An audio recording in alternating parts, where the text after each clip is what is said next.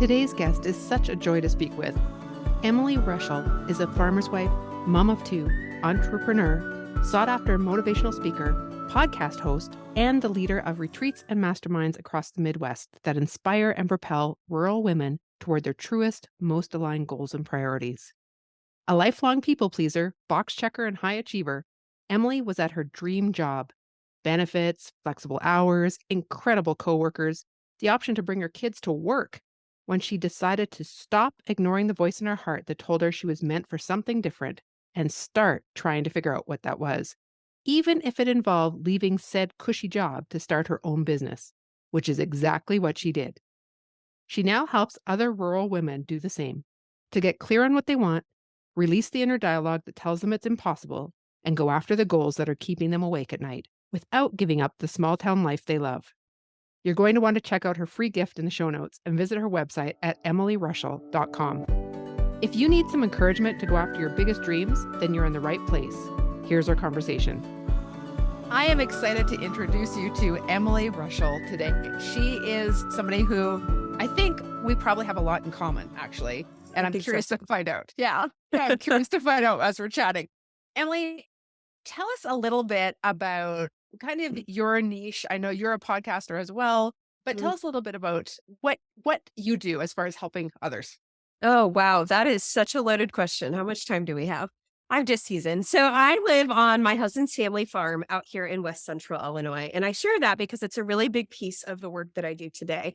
I didn't grow up in agriculture. I grew up in what I thought was a small town, but as luck and fate would have it, I married a farmer. Farms don't move, so people do. So we grow corn, soybeans, and a couple farm kids out here. And professionally, I thought that the trajectory of my life would be in the education space. I was a fourth grade teacher for 5 years before kind of jumping from that into the nonprofit world and serving as a program director for a local YMCA. And it's there that I got really interested in the world of personal growth and personal development, really at the beginning of a health journey that I began after my second child was born. And so in the middle of starting to understand goals and habits and this world of possibility, I started immersing myself in those types of conversations online, while at the same time starting to follow accounts and getting connected with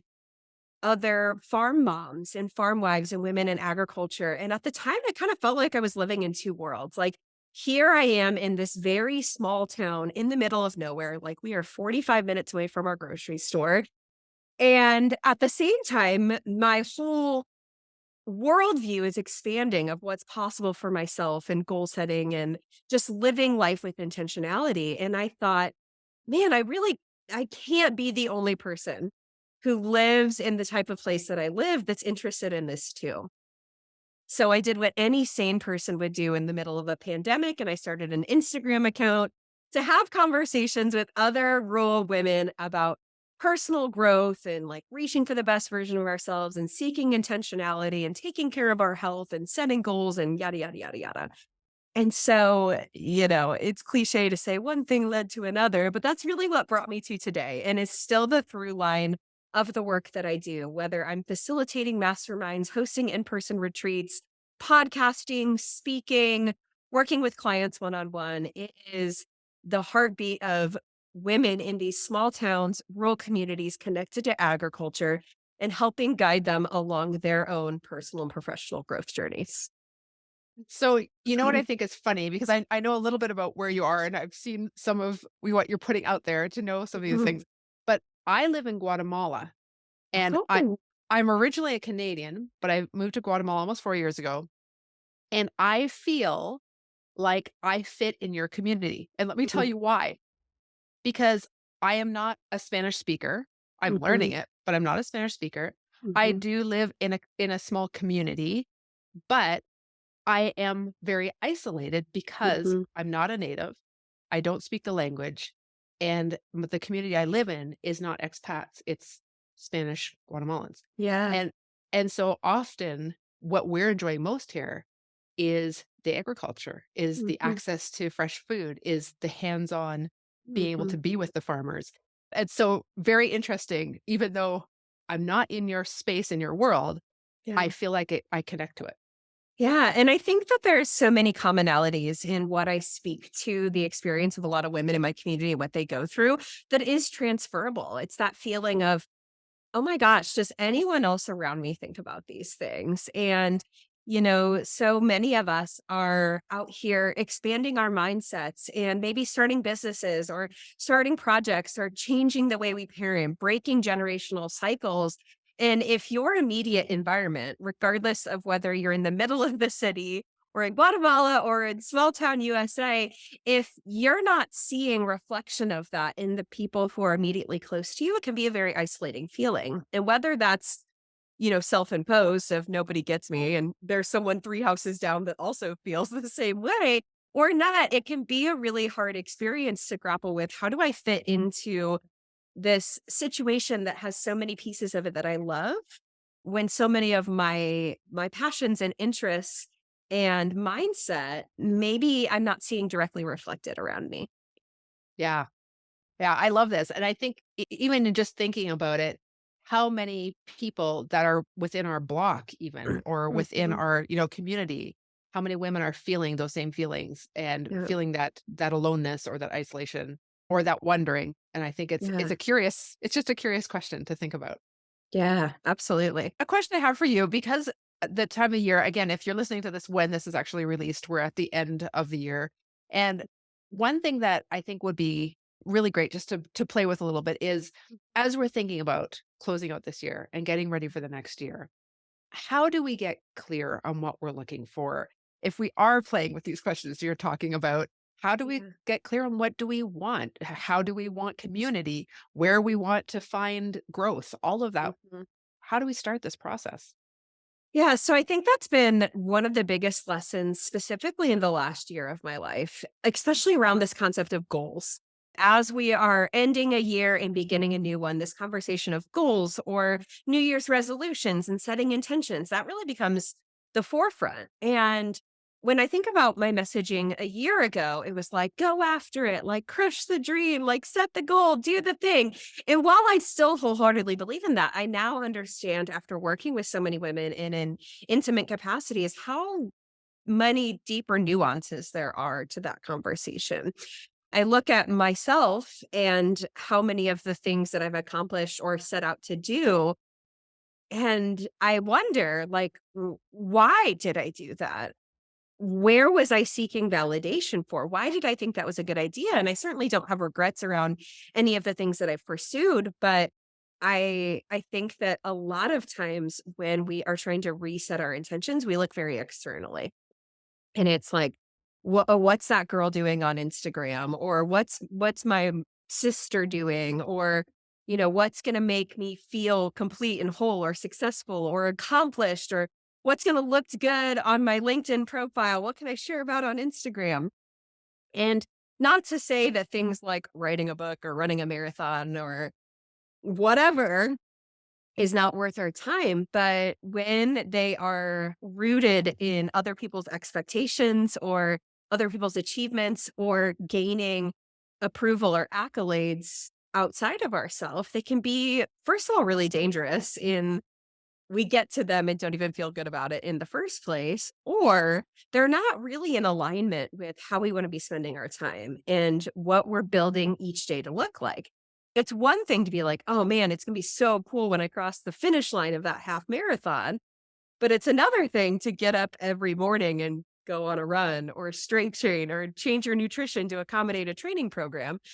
And so the process that I have really started to understand is looking at life from such a bigger picture than picking an arbitrary goal and kind of reverse engineering it versus like, okay, here's the goal. How am I going to get there? But more so like, how do I want to be spending each day? When I wake up on an average Tuesday morning, how do I want to spend my time? How do I want to feel? Who am I with? What projects are lighting me up? What gives me intentionality and joy and purpose in the everyday?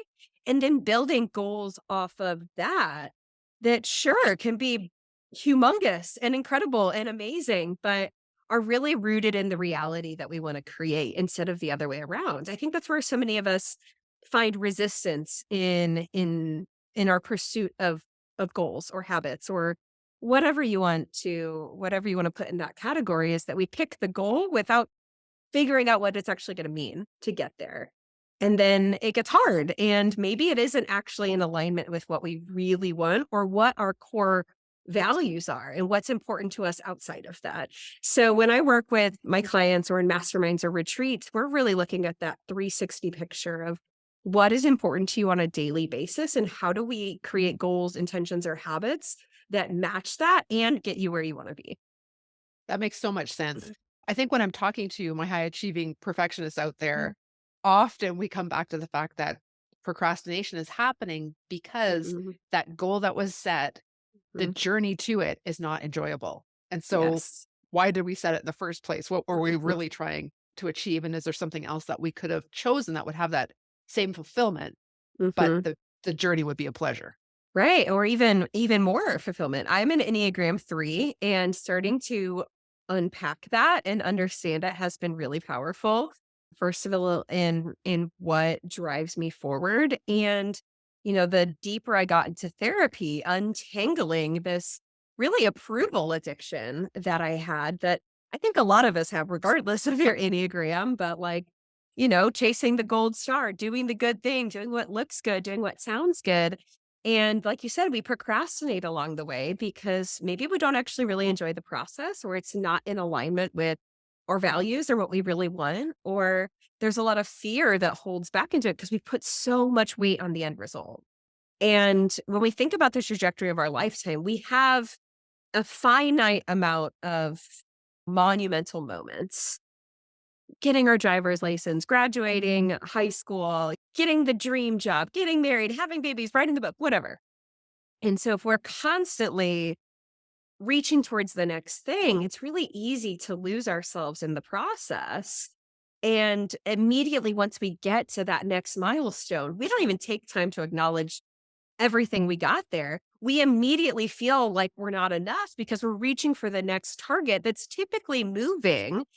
And then all of a sudden we have this like continuous cycle of achievement and moving on to the next thing and getting stuck in this spiral of shame and comparison and not enoughness, instead of looking at what do I want each day to look like, feel like, what do I want to be doing with my time, what feels like purposeful, meaningful work, and then how do I set benchmarks that are realistic and aligned with that I'm actually going to be able to enjoy and celebrate once I get there.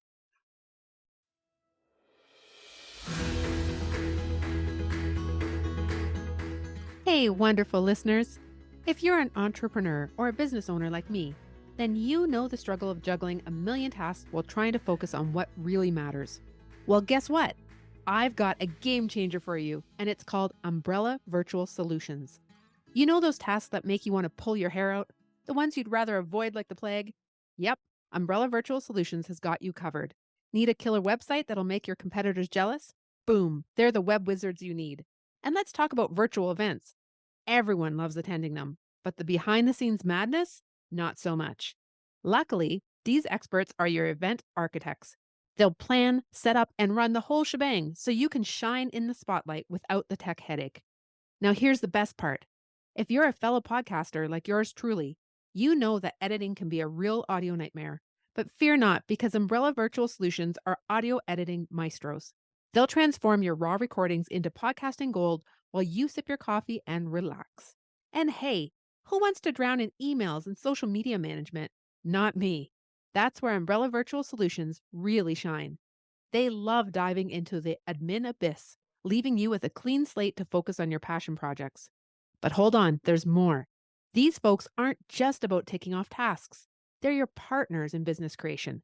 Got a brilliant business, but no clue where to start? They will guide you through the process, turning your dreams into a reality. Do you know what they've done for me?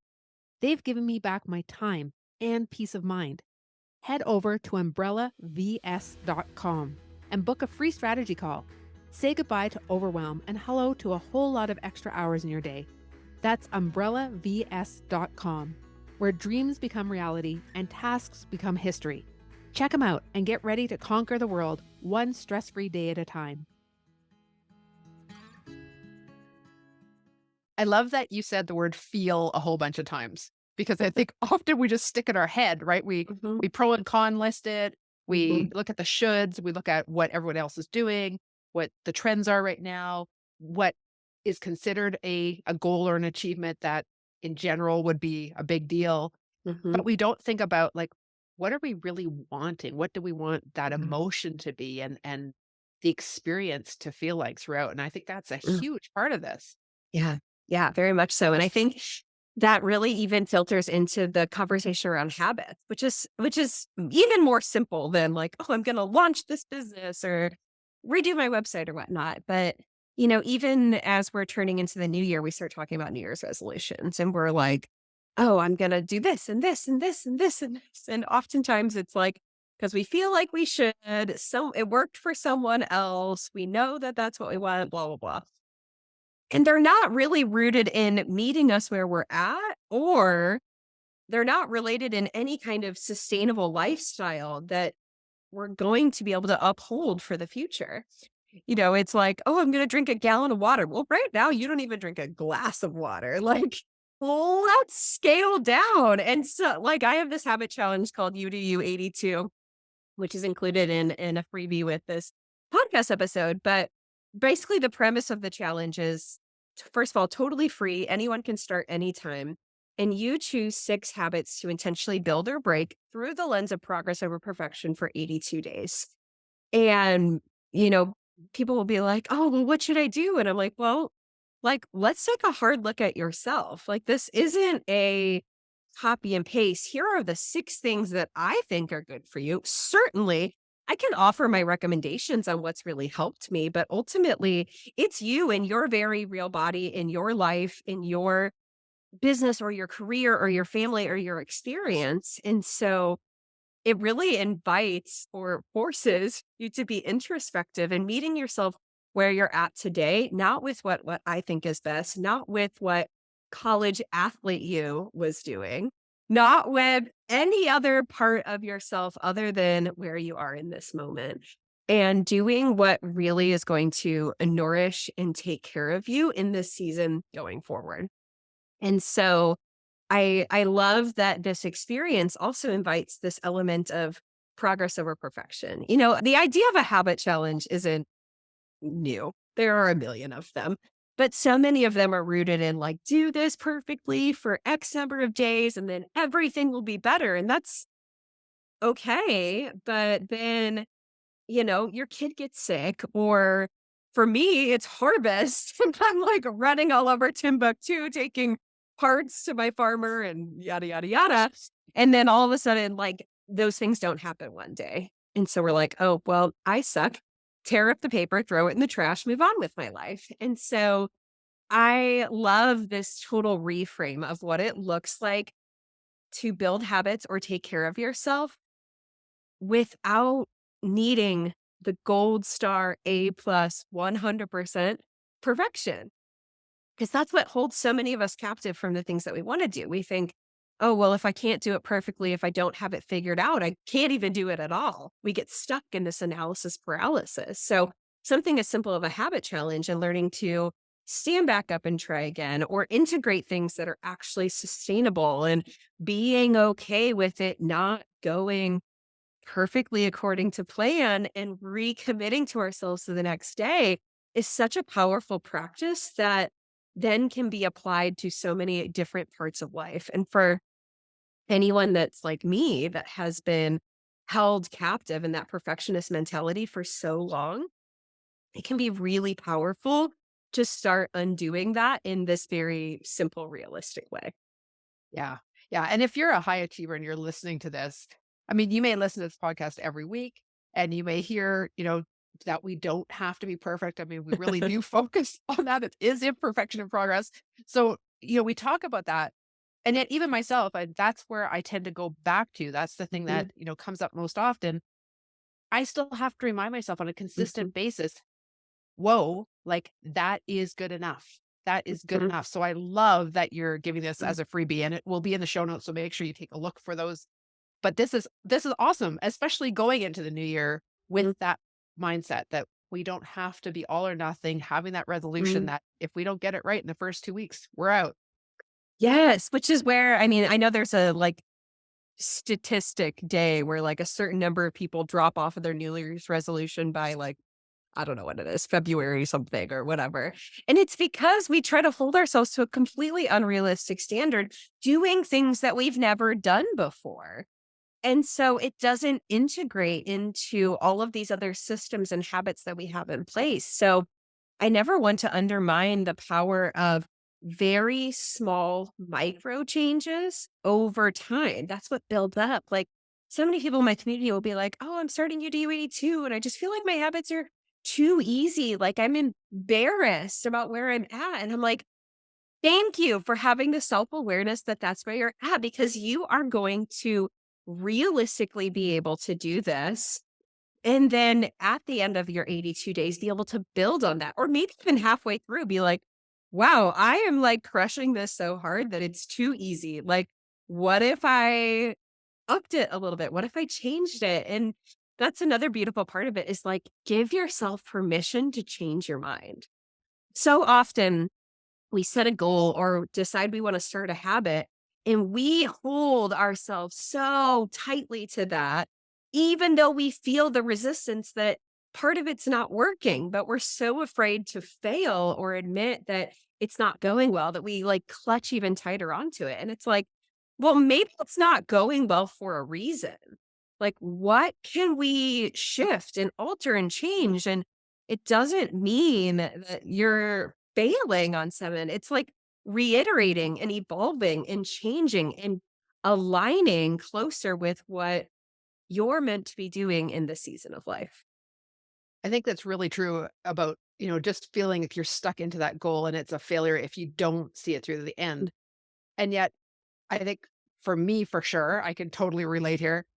There are times in my life where I have felt that because I've said it and maybe because Mhm, I've told other people mhm. and they now are holding me to it or expect me to Yeah. follow through. And if I quit, then am I a quitter? And Mhm. I'm flaky, right? Like, what's that going to mean? And all the people pleasing then kicks in. So I Oh think a my lot of us gosh. do it. Yeah, absolutely. And it can be, it's exhausting pursuing anything when you know it's not meant for you anymore. I think over, the past 7 years of my life, if I had held so tightly onto the things that I said that I had to do in order to be successful, I would still be in the classroom that I started in.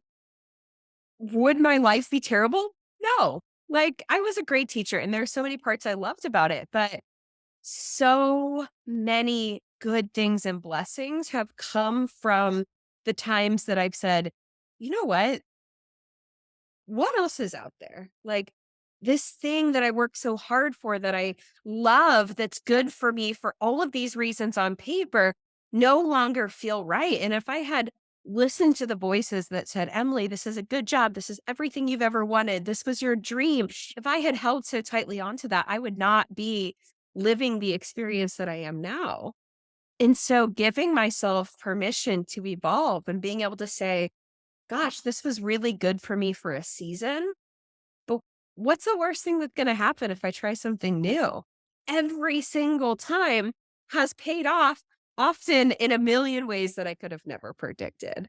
And so I have to give myself credit even before I had this awareness around the world of personal development, so to speak, that I had the intuition to know like I don't know why I'm doing this, but I feel like I need to take the leap.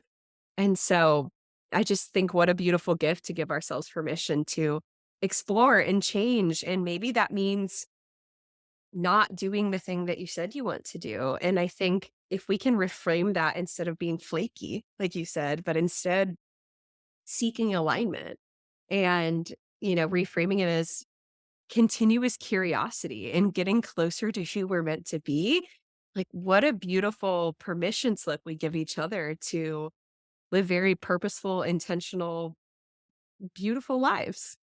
Yeah. What a huge pressure and weight to be able to take off. This time of year, I mean, to tell you the truth, the fourth quarter of the year is my absolute favorite. And I think the main reason is because it's the time of year where I take some time and I reflect on what has happened over the past year, how I'm Mhm, feeling at this point about what I've set as goals. I'm starting to look at what are maybe things I want to set as goals. mhm. And I'm looking at what have I learned from either mistakes or things that you might term a failure or whatever, but it's the learning process. What have I learned Right. through those? And I think because we're talking about this today, I think this is also a good time to be looking and saying, okay, do I need to change a goal? Right? Mhm, Is the mhm, trajectory that I'm on actually where I want to be heading? mhm. Yeah, very much so. Hey there, fabulous female entrepreneurs. Are you ready to take your business game to the next level? Well, I've got some incredible news for you. Have you ever wondered what it's like to work with a business coach who's all about helping you let go of people pleasing, perfectionism, and procrastination in order to achieve your personal and professional goals? Look no further, because I'm here to help you make your dreams a reality. Picture this: a free 30-minute strategy call together with me. Yep, you heard me right, totally free.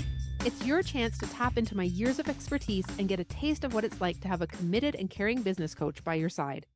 I've had the honor of empowering many female entrepreneurs just like you. Whether you're starting from scratch, feeling a bit stuck, or aiming for the stars, I know the ins and outs of turning ambitions into achievements. Imagine having a mentor who's been there, done that, and is genuinely invested in your success. I've got your back, and I'm ready to share my proven strategies, insider tips, and unwavering support. But here's the catch: this opportunity won't last forever. So if you're serious about smashing your goals and want to experience what it's like to work with a business coach who's all about getting results in a way that is authentic and enjoyable for you, head over to www.pursueprogress.com/podcast now and click on today's episode to go to the show notes and book your free strategy call. That's www.pursueprogress.com/podcast, your gateway to claiming your free 30-minute strategy call. Seize this chance to unlock your potential, find your purpose, and embark on a journey of growth and success.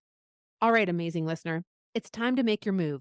Visit www.pursueprogress.com/podcast.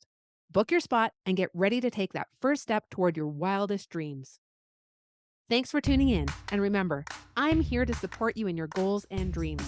Don't procrastinate. Book your strategy call now and let's make those dreams a reality together. Yeah. Do you do anything at the in the end of the year like this where you're looking at things? Yeah, I would love to say like, "Oh, I have this beautiful signature process," but I don't. I think that the more that I do this work, the more I'm in constant pursuit of intentionality, of asking myself, what do I want? And what does this look like? And where do I move forward? And there's a little bit of seasonality in the work that I'm doing right now. Like typically my mastermind sessions last 4 months. So as I'm kind of nearing the end of that, it's like, okay, what am I stepping into next? What changes do I need to make? What went really well? How can I reiterate and do things differently? I'm actually in a really unique situation right now at the time of recording that I am pregnant. I am due in October. So when this comes out, I'll have a new little baby. And Congratulations. I currently have a 6-year-old and a 4-year-old, and we said we were done, but life had other plans for us. So I'm really looking at 2024 as this blank slate of, gosh, I've created and I've done so much in my business that I'm very proud of. But now my family is going to change. And so what opportunities does that have for me to reiterate even more and get more clear on how I want to be spending my time? And how does this change affect everything? And so I think it can be a really powerful time of year to, like you said, just reflect on what's going well, what brought me joy, what do I wish that I had more of? That's kind of what my husband and I did at the beginning of this year as like, okay, we are finally at the point we are done buying houses, we've bought farms, we've raised babies. Didn't know that we were going to be doing that part again, but like, now what? Like, life's just been moving so fast. So we really took some time to think about like what is going forward look like? And we realized, man, life is good, but we're so busy. Like, we're not making time for like adventure in the way that we want to. So we ended up planning a road trip where we packed up both of our kids and went out west for like almost 10 days this summer. And so I guess to answer your question, I don't necessarily have a set ritual that I do at the certain point in time every year, but more so this just constant question of what do I really want and how is how I'm spending my time aligning with the person I say I want to be, the life that I want to have. How are my habits supporting, the 6 month to 1 year now from now version of myself? And then if something feels out of alignment or something feels like it's missing, how do I reintegrate that? And what can I change to get closer to feeling the way I want to feel and living life with the intention that I want to have? So I will say I have not always had that level of intentionality. That has certainly come through, years of kind of being in the personal development space myself and then now working in that space of that really being a regular part of what I'm working with on my clients, which then forces me to ask the same questions of myself. So I think for anyone listening that's considering what next year looks like or what intentions you do want to bring into the future is getting quiet and dedicating time and space to ask these questions because life is busy. So blocking off 2 or 4 hours on your calendar, whether it's with yourself or with your team at work or with your spouse or with your best girlfriends, and asking yourself the questions like, what's going really well? In what parts of my life am I beyond capacity? What's causing me the most stress or anxiety? How are my relationships? Am I integrating time for taking care of myself? Is my health where I want it to be?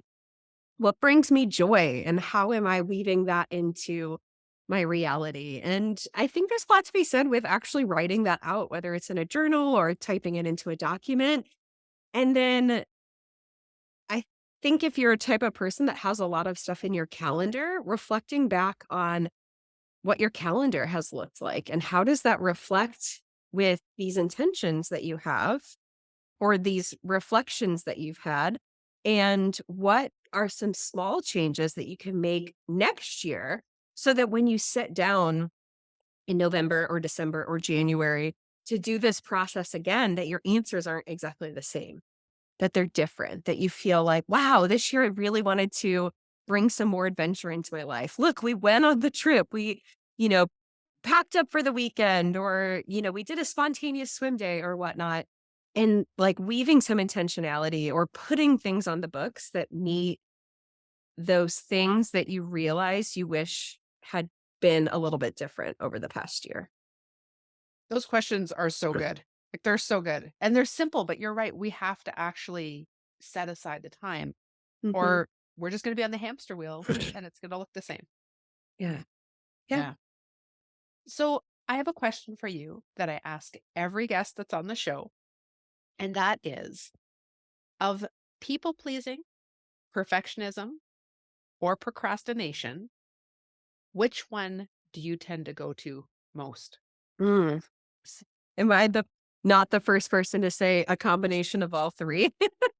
Because I think they are so interconnected. A lot of times, like, okay, the perfectionism is rooted in what someone else is going to think about what I'm doing. And so I want to do it perfectly because if I'm going to put it out into the world, then, I want everyone to think it's great.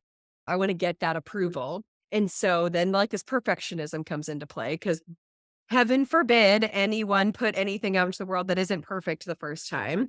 And then that's where this like analysis paralysis and like deeply rooted fear of like letting someone down or someone thinking poorly of what I'm doing then like pushes me into this place of procrastination. Well, if I just don't start, then I can't fail at it.